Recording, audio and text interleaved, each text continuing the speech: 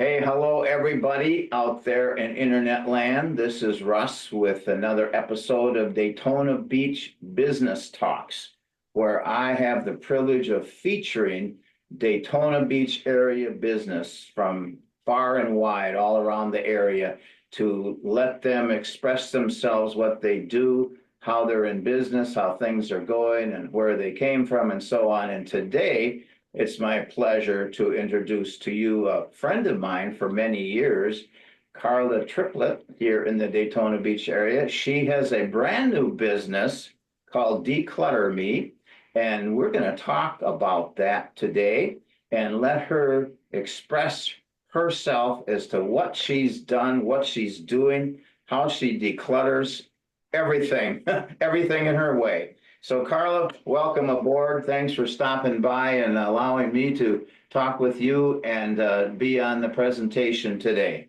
Yeah, thank you for having me. I'm excited. Yeah, well, so are we. We're excited to hear your story. Speaking of story, let's talk about your background, where you came from. I know it's in Daytona Beach. Whereabouts did you grow up and so on? Just a little innuendo, as it were, of how you got going. So I was born and raised in Daytona Beach. I lived in Holly Hill, Florida, actually, when my parents started their business when I was younger. And it grew from there. We moved into Daytona, then we moved into Port Orange, and I find myself back in Holly Hill where my family all started their business journey. And I feel like it's now me starting my business journey. And so it's just, yeah, it's kind of cool to see how things can come around. And so, yeah, Kind I'm of in going a Hill full now. circle, And I guess, yeah, haven't you? Full circle around from full Holly Hill, circle. Daytona, Port Orange, and zoop. Not to mention back, of course, not to mention Sanford. You spent a little time in Sanford, you and your Yes. family, and Yep. now you're back in Holly Hill. So good Mhm. going. So why did you start this company, this business called Clutter Me, and what does it do? So I've always had a desire to minimize and to see a situation where maybe there's been a lot of stuff. It kind of all started when I married my husband, Josh, in 2012. When we came and brought our stuff together, I felt very overwhelmed of like, oh, I have my life stuff, he has his life stuff. Like, we can't live like this. And so we kind of began a journey with each other on like, how do we get rid of some of the stuff you have and how do we get rid of some of the stuff I have and actually come together. And so it started in 2012, but not in any thought of it would become a business. I just was like, I'm overwhelmed by all this stuff. And so it was weird because we didn't realize like when he would get rid of certain things, it was like an emotional attachment, and but it really had no purpose in like in his life. It was just he felt emotional about it.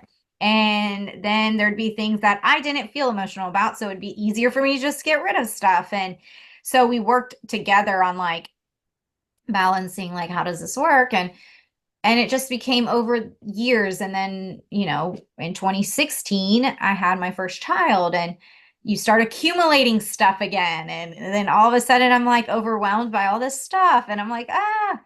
And so I started, decluttering but not really having the words for it. I didn't know it was decluttering at the time. I just thought, oh, I'm just getting rid of stuff that's I feel overwhelmed by. And then I've had another kid and another kid, and I have four children. So the amount of stuff that can accumulate over time can be a lot. And so then in like 2020, when COVID happened, I just was sitting like, what do I do? There's nothing, everything's shut down. What do I do? And I felt like the Lord spoke to me that what you see as a weakness of like people, just getting rid of stuff is actually a strength. And I want you to help people also along this journey. And so that was in 2020, but really didn't think anything of it. Just kind of like wrote down name ideas and just kept doing it myself in my own personal life. And then I would also help friends. So like they would ask me, "Oh, I have this laundry room and it's just a disaster. I don't know how to, I don't know how to create order or bring organization to this." Sometimes it wasn't just decluttering, but it was like organizing. And so I would go in and help people organize their stuff, whether it was playrooms or bedrooms or closets for free, like just for them being my friend. And then in 2023, I felt like I was supposed to start the business DeclutterMe, but I was like, I enjoy doing it. Like, I don't want to start a business really. I just want to enjoy doing it for people for free. And then in 2024, about 4 months ago, I was like, what do I do? Like, I want to start something. I just don't know what to start. And all of a sudden, the Lord spoke and said, declutter me, help people not only get rid of stuff that is causing them stress, anxiety, or maybe they're overwhelmed, but also help them bring organization. And so that's where Declutter Me started, is just first it became personal, then I helped people, and then I saw a need that people actually wanted the help. And so that's where Declutter Me came. Wow, that's quite a story. That actually kind of started in 2012, you said? Yeah, just personally with me and my husband getting Right. married and The coming together. concept and figuring things out. Um, do you consider yourself to be kind of obsessive compulsive over this organization, cluttering, decluttering thing? Is that No, I find that when I walk into a room and I feel overwhelmed, I start asking myself, like, what is it that's overwhelming me? Is there areas that I can organize better?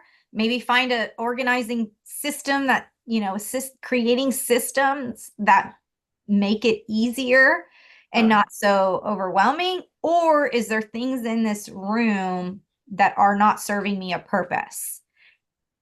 And so then that's what I really do. I just start asking myself questions. And then I find out, oh, maybe it's just putting away something that was out and it's not getting rid of it. It's just finding a space for it or organizing it. And so I really, since I launched the business, it became more conscious about like, how do I help people?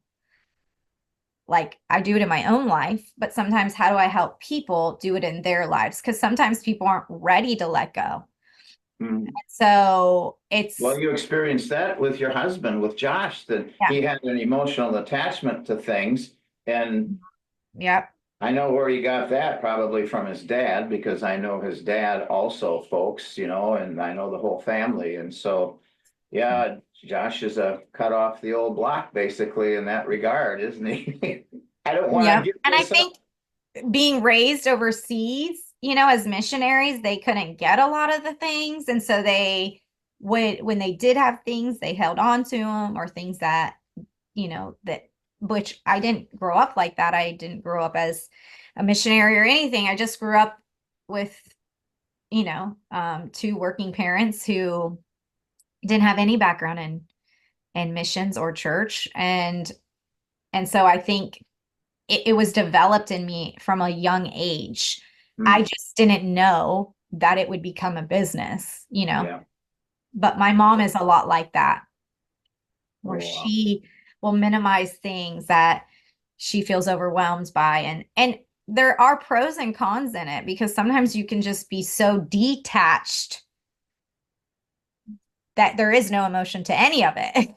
And so it's good to have the balance, like, okay, I have this emotion to this thing, but is it serving me a purpose? You know, Is there a rule of thumb that in the industry or psychology or whatever the case may be, if you haven't used this thing in X period of time, mhm. send it to the curb. Yeah. Is there anything like that? Do you go with any of that in your consulting? I do. It's more like, okay, in the last 6 months, how many times have you used this item? Hmm. Oh, one time. Okay, well, let's see within the next 6 months how many times you use it. And if you find yourself not using it, then let's talk, like, let's see if it serves someone else a purpose. Sometimes it's not even like getting rid of it, like trashing it. It's like, does this serve somebody else a purpose? Because there's been things that someone has asked me, like, hey, do you need this? I have 3 of them. And I'm like, I actually do need that. And so sometimes it's finding who needs that. And maybe it's serving someone else, your friend or a family member, a purpose that it's not serving you. And so sometimes people have a hard time, well, I don't want to just throw it away. And it's like, okay, let's put it in a pile with friends that may need it, or Goodwill, or, so like I hear a lot of times when helping people, they're like, I just don't want to get rid of it. And it's like, would it, sometimes people feel better that they can give it to somebody. Uh-huh. And so I find that if sometimes it's like there's a lot of excuses and reasons why people don't let go. And so if you can answer those questions of like, no, here, let's ask a couple friends. If they don't need it, then what? Right, right. So have you encountered many people that are just fighting, fighting you with your recommendation, and you can't slap them upside the head. So what do you do? How do you persuade them to do that let go thing? I think it's just like coaching. You're coaching them in a way, in a lifestyle. Uh-huh. You're showing them a different way to live, Uh-huh. and you're just hoping that the tools you give them, they'll see that it is actually more enjoyable to live with less than it is to live with more. Uh, And so you're just trying to change perspectives and paradigms, I guess. uh, And it's not always easy because a lot of times I've walked into homes that I've helped and I'm like, oh no, we're back at square one. But, uh-oh. you You know, you you fixed them up before, and then you go back sometime later and they're back in the old thing. So it's almost like you need to continue on some therapy with these yeah, people, perhaps, huh? yeah. Well, and Kind of a people get long-term therapy thing. And they have different responsibilities in life. Some have businesses, some have a lot of children, some have, so life tends to get back in the way. And then, it's creating, how they say it takes 21 days to break a habit. Right. And so sometimes it's that person taking 21 days and taking steps to breaking those habits, but they think sometimes they just need help, which is what they do need. Sometimes people just need the initial help and then they Uh, can figure out the steps along the way. But yeah. some people think it's a quick fix, not realizing that they actually still have to take steps to keeping it organized and decluttered. Do Can you hear you. offer a follow-up service Yeah. to So say, I'll be back in, what would you say, Carla, is the optimum period of time to follow up and say, I'll be back? well, it just depends on like how big the need is and how small the need is. So like there's sometimes there's like 4 weeks. So like we'll walk with you for the next four, once a week for the next 4 weeks and see how we can create more of a lifestyle, because it's not just a one-time thing. It's like you're creating a lifestyle, because what I've realized is that I can live with less. And when things start piling up, it does create anxiety and it does create stress. And I say on our Facebook page, if you feel stressed with the mess, we can help, Good. because sometimes people there's two types of people. People can work under stress and they just keep moving and they keep going and they are like, I'm not going to be overwhelmed by the mess, and they can figure it out. And then there's people who just shut down and they don't, it's like that paralyzes them. The stress paralyzes them and the mess of things and not where to start. And, so it's like we kind of come in and it's like, okay, here's what I see, here's what we can do. And, I've gone in one time, there was this person's closet and it was just boxes piled high. And I'm like, okay, what do you want to do? And they're like, I just want to be able to walk in my closet. I want to get, want to walk in my closet. And so I was like, okay. And so I said to them, we pulled everything out. And I said, is this stressful for you? And they're like, a little bit. And I'm like, okay, it's stressful to me too, but we're going to work through the stress. We're going to work through this and we're going to get everything that we need to get out and hang up. And, and so it's just really coming alongside somebody, and you find people who say they want help, and then you start helping and they realize that it's a stronger hold than they realize. And then you so gotta break that. it's just like,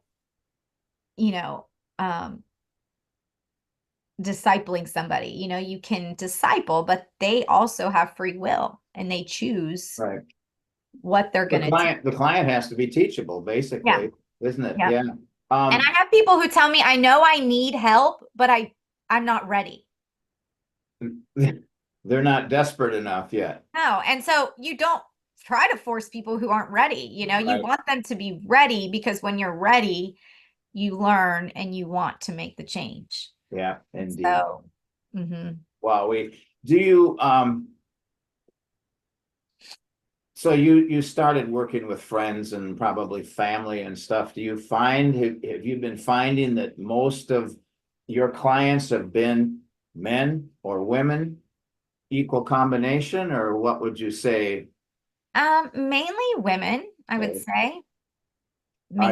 Is it because they kind of are the queen of the household, when they're married with a family, they're kind of the domestic engineer or the president of the household, that kind of thing, and so it's on their shoulders, or they're just more susceptible to a mess?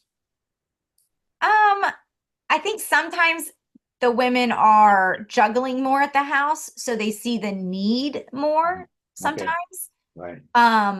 Where sometimes a made bed to one is really important, and you could care less in another, the other spouse could care less if the bed is made. Yeah, don't get personal here now. Yeah. And so it just depends on personality, because like I know a couple that the husband says, we need this. We need somebody like you in our lives. But the wife is the one who is making the setups, the appointments, the things like that. And so they both see the need, but one is the initiator, Okay. And so I don't. And in this case, the wife is not dragging her feet. She's in it also. Yeah. And the husband sees the need for it too. So Right. it could be, but he's not the one setting the appointment necessarily, so it just, they both saw the need, but one is, reaching out, and she's the lead, the husband's paying the bill. So, Yeah, for sure. Yeah.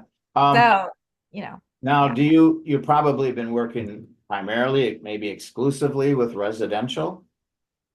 Yeah. So just word of mouth too, so it just Can you work with businesses also? Is that an option for you if a business calls and say, hey, we need this office fixed up? I mean, yeah, we have on our Facebook page like office spaces or life transitions. Some people need help moving. And when somebody is moving, they're ready to like get rid of or lessen the load of, so it's somebody who's moving or just had a baby, or, there's life transitions that happen that people are like, oh, I need somebody to help me unpack my house. And while unpacking, help me figure out how to organize this area. Yeah. And so sometimes it's not the decluttering part, but it's also like, help me organize my kitchen, help me organize this office space, help me organize these areas. And so it could In that case, especially in a new environment, it's not that they're wanting help fixing up where they've lived for 5 years. It's right. something they've just moved into. And it's Yeah. like, Carla, help me put stuff in the best place Mhm. for the long term. Yeah. It's a different thing that they need help with, Yeah. putting things away, because Yeah. it's gonna be there for possibly a long time. Uh-huh. Indeed. How are you promoting your service? You've mentioned Facebook a couple of times. What is your Facebook handle? It's DeclutterMe. And Declutter me. yep. All right. And then on Instagram, it's declutter, like dot me with 2 E's. Okay. Get Just that, because. folks. Declutter me on Facebook. Mhm. Declutter.me, MEE on Instagram. Yes. Cool. Those are pretty much how I'm promoting myself, and with business cards and, talking with local businesses on, if somebody comes in, and leaving my cards in different places and just kind of trying to get the word of mouth out. I remember when my dad started his business, they didn't have necessarily the tools like they do now with marketing, but his business a lot of times came from word of mouth, or clients had a really good experience. And so they shared with theirs. And I would ask him, if you asked him 5 years ago, what was your greatest marketing tool? He would say word of mouth. Right. And so, I haven't created a website just because, I have the Facebook and the Instagram, and eventually the website would come, but I'm mainly trying to do word of mouth and reaching local people and businesses. Understood. And people can reach you by phone as well, which is, the phone number is what? It's the 386-506-7665. 7665. So people can reach you there. They can go to your Facebook or Instagram. What's your email address? My email address for the Declutter Me is, let me get to it just so I can make sure I have the right. It is help, HELP, declutter me 2 @gmail.com. Help declutter me 2 @gmail.com. @gmail.com. Great. So folks, there's a number of ways that you can reach Carla, and she is waiting for your call. She's waiting for your email. She's waiting for you to hit her up on her social media. She's waiting to be of service to you. Carla, any last words of wisdom or advice you want to just pass on to the world here briefly as we close this out? I think too, as I was thinking, sometimes people don't know where to start or what they need. And so we do offer a free 45-minute consultation. Perfect. So you can call us and not feel pressured to have to purchase anything or do anything. Just have us come in and give you a free consultation on, like, what do we see and what do you need? And we can work together. And so I always like to make sure people don't feel, oh, if I call, do I have to buy something? Or what if I don't know what I need? And so we do offer a free 45-minute consultation. Okay. And that would be in their home or business, and get a Yeah, tour of the place and kind of a feel for the land, so to speak, and what's at stake. And then are you able to kind of put together a proposal, a quotation of services, what time wise or whatever the case may be? How do you follow up Yes. after that? So we do what's called like a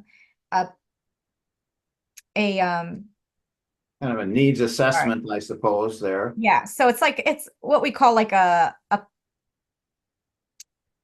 business, it's kind of like a business like a business plan. So we just get a plan together on like, what are the steps that are needed? What is the best package for you? And what does this look like long term? And so on our Facebook page too, we do have different packages. We have initial consultation. And then, we have different plans. We have like, if you don't see a plan on there that fits your needs, we can build a plan. That's something that works within your budget and fits the need. And we also, I tell people money shouldn't stop you from a service. And so we're willing to work with clients on how to build something, and we want to just help people. So that is our desire, is to help people live free of Clutter.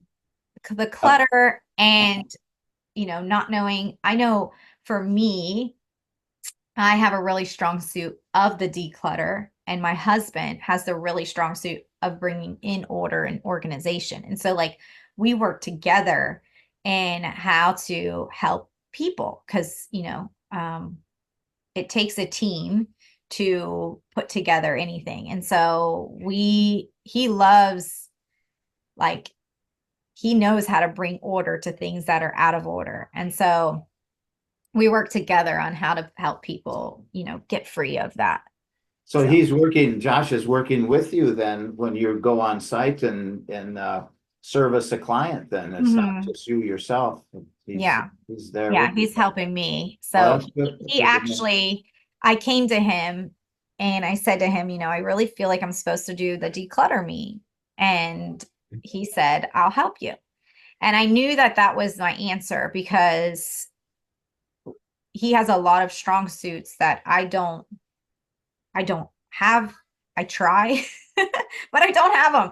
But I have the, like, let's get in and let's do this. I have the drive to, like, we can do this. No task is too hard. And then he comes in and he helps bring in the plan and the organization. And he experienced more of the letting go and what that felt like than I did. And so he really helps me understand people who are struggling in that area. And and also brings in the male perspective of this whole thing too. So that's wonderful. That's a team approach. That's great. So anyway, Carla, appreciate the time that you've invested here in this little chat and letting us get to know you in the Daytona Beach, Volusia County area. I'm sure that you're willing to travel just about any place that people need you. So folks, if you're even maybe out of Volusia County, don't be afraid to give Carla a call and see what she can do for you. So I would say that's about it for now. And folks, she's waiting. Like I said, she's waiting for your call, your email, and she's there to serve you. Her and her husband, Josh, both now. Look at this, 2 for 1. That's pretty cool. Pretty cool indeed. So anyway, folks, thanks for tuning in today, and we'll catch you next time on another episode of Daytona Beach Business Talks. All right. Take care till then. Over and out. Bye-bye. So thanks for tuning in to another episode of Daytona Beach Business Talks. I hope you found this episode interesting and informative, as you perhaps learned about a business here in the area that you were not aware of before. At any rate, it may be something that you might find yourself contacting and want to do some business with them, and they'll appreciate it, and I'll be honored to be of assistance in this process. In the meantime, if there's anything that I can do at RST Coaching Academy, please give me a call at 386-286-2450, or you can email me at email@rstcoachingacademy.com. Until next time, we'll see you around town. Take care. Bye-bye.